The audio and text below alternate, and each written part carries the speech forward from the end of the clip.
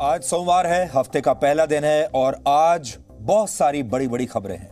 लेकिन आज की सबसे बड़ी खबर हमारे हिसाब से वो ये है कि चीन ने पहली बार भारतीय सेना पर यह आरोप लगाया है कि भारत की सेना सीमा का उल्लंघन करके उसके इलाके में घुस आई है। चीन की सेना ने यह मांग की है कि भारत को जल्द से जल्द अपने सैनिकों को वापस बुला लेना चाहिए। यानी चीन को पहली बार ऐसा लग रहा है कि लाइन ऑफ एक्चुअल कंट्रोल यानी LAC पर भारत आक्रामक हो गया है। और स्थिति आज ये हो गई है कि चीन के एक बहुत बड़े सरकारी अखबार ग्लोबल टाइम्स ने यहां तक कह दिया है कि इस बार यह सीमा विवाद निश्चित तौर पर आगे तक जाएगा। यानी ग्लोबल टाइम्स सीधे सीधे युद्ध की धमकी दे रहा है। इस अखबार में यह भी लिखा है कि चीन को भारत के खिलाफ कड़ा रुख अब अपनाना होगा, वरना चीन के लिए आगे भविष्य में मुश्किलें बढ़ती चली जाएंगी। चीन और वहां का मीडिया ये आरोप लगा रहा है और इनका आधार क्या है, इसमें कितनी सच्चाई है, आज सबसे पहले हम आपको यही समझाएंगे। इसकी शुरुआत परसों रात पूर्वी लद्दाख में पेंगोंग लेक के पास एक घटना के बाद हुई।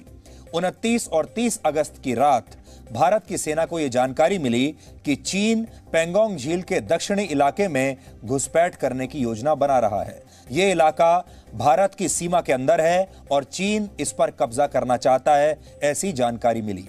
अगर चीन ऐसा कर लेता तो वो पहले से कहीं ज्यादा ऊंची जगह पर आकर बैठ जाता। इससे इलाके में उसकी स्थिति और मजबूत हो जाती। लेकिन भारतीय सेना पहले से इस बार कहीं ज्यादा मुस्तैद थी और इस बात की भनक लगते ही भारतीय सेना ने अपनी कार्रवाई शुरू कर दी। भारत के सैनिक चीन के सैनिकों से भी ज्यादा ऊंचाई वाले इलाके पर पहले पहुंच गए और बिना एक भी गोली चले चीन की सेना को वहां से पीछे हटने पर मजबूर कर दिया। यानी चीन गलवान के बाद भारत के खिलाफ एक और नया मोर्चा खोलना चाहता था, लेकिन भारत की सेना ने उसकी यह कोशिश इस बार नाकाम कर दी। पेंगोंग झील के जिस दक्षिणी किनारे पर चीन यह नया मोर्चा खोलना चाहता था, वो फिंगर इलाके के बिल्कुल सामने यानी झील के दूसरे किनारे पर है। इस दक्षिणी किनारे के दूसरी तरफ फिंगर 8 से फिंगर 4 के बीच का इलाका है, जिस पर फिलहाल चीन का कब्जा है। यह आप अपने नक्शे पर यहां पर देख सकते हैं। यानी चीन इस इलाके में दोनों तरफ हावी होना चाहता था। पेंगोंग झील के दक्षिणी किनारे पर चुशूल नाम की जगह है जो भारत के हिस्से में आती है, भारत की सीमा में आती है। यह जगह रणनीतिक तौर पर बहुत महत्वपूर्ण है और चीन इसी स्थान पर कब्जा करना चाहता था। चीन अगर चुशूल तक पहुंच जाता तो उसकी पहुंच लद्दाख के डेमचौक इलाके तक भी हो जाती। यह वो इलाका है जहां टैंक जैसे बड़े हथियार ले जाना भी आसान है, क्योंकि यह पहाड़ों के बीच में बसा हुआ एक खुला इलाका है जहां टैंक और बड़ी बड़ी गाड़ियां आसानी से पहुंच सकती हैं। इसी इलाके में भारत की हवाई पट्टी भी है और अगर चीन यहां तक पहुंचने में सफल हो जाता तो वो भारत में काफी अंदर तक घुस सकता था। सूत्रों के मुताबिक चीन की सेना को पीछे धकेलने के बाद अब भारतीय सेना ने इस इलाके में अपनी बढ़त हासिल कर ली है। यहां पर भारत की सेना चीन के मुकाबले बेहतर स्थिति में है। इस घटना के बाद चुशूल में भारत और चीन के बीच ब्रिगेडियर स्तर के अधिकारियों की बातचीत भी हुई है, लेकिन फिलहाल दोनों सेनाओं के बीच तनाव बना हुआ है। गलवान घाटी में हिंसा के 75 दिन बाद चीन ने एक बार फिर भारत के एक और इलाके में घुसपैठ करने की कोशिश की है। यह घटना कहां घटी, इसे आज आप नक्शे के जरिए यहां देखकर समझ सकते हैं। आप इस समय जो नक्शा देख रहे हैं आपकी स्क्रीन पर, वो पूर्वी लद्दाख में मौजूद पेंगोंग लेक और उसके आसपास का इलाका है।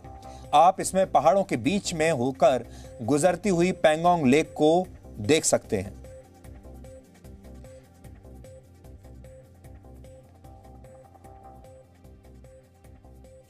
पेंगोंग लेक आपको यहां दिख रही है और इसी लेक के बीच से होकर LAC गुजरती है।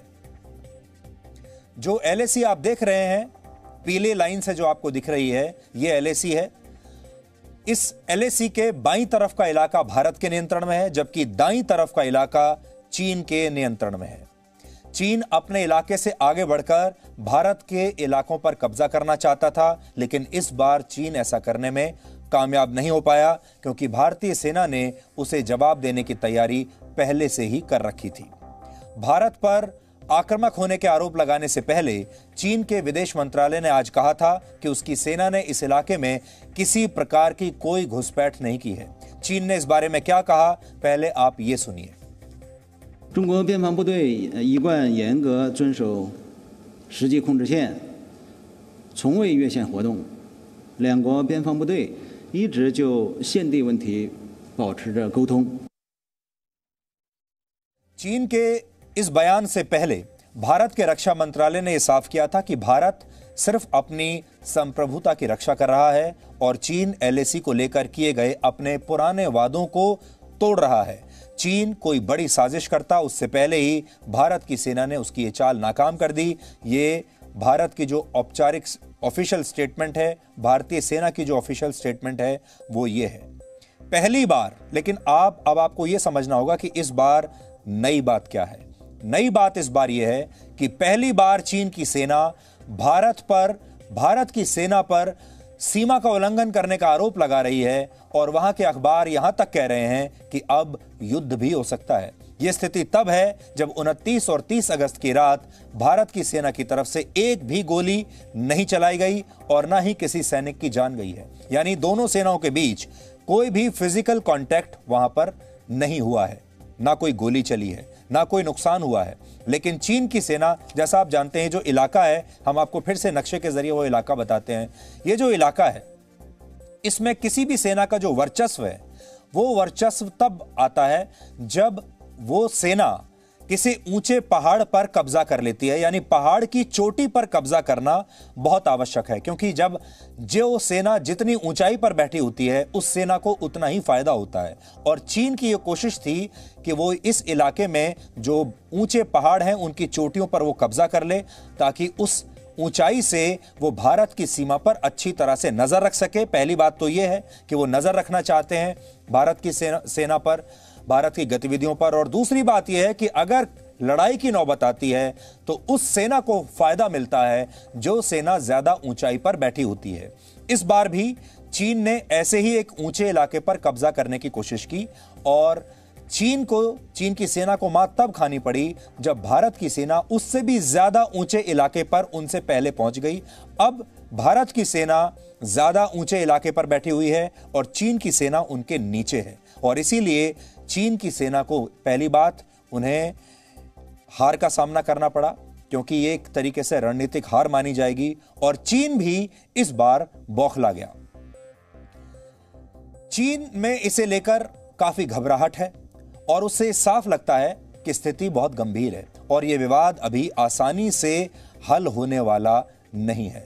आपको हम फिर से बता दें कि बड़ी बात जो आज आपके लिए समझने की है वो ये है कि 70 वर्षों से आप हमेशा यही सुनते आ रहे हैं कि चीन की सेना भारत के इलाकों पर कब्जा कर लेती है, भारत के इलाकों में एलएसी पार करके अंदर तक आ जाती है। हमारे बहुत सारे इलाकों पर चीन कब्जा पहले से ही कर चुका है। आपने ये नहीं सुना होगा कि भारतीय सेना ने कभी चीन के किसी इलाके पर कब्जा कर लिया हो। हालांकि ये बात आज भी गलत है, लेकिन पहली बार चीन के रवैये में शिफ्ट है कि इस बार चीन ये कह रहा है कि भारतीय सेना हमारे इलाके में घुस आई और वो कुछ नहीं कर पाए।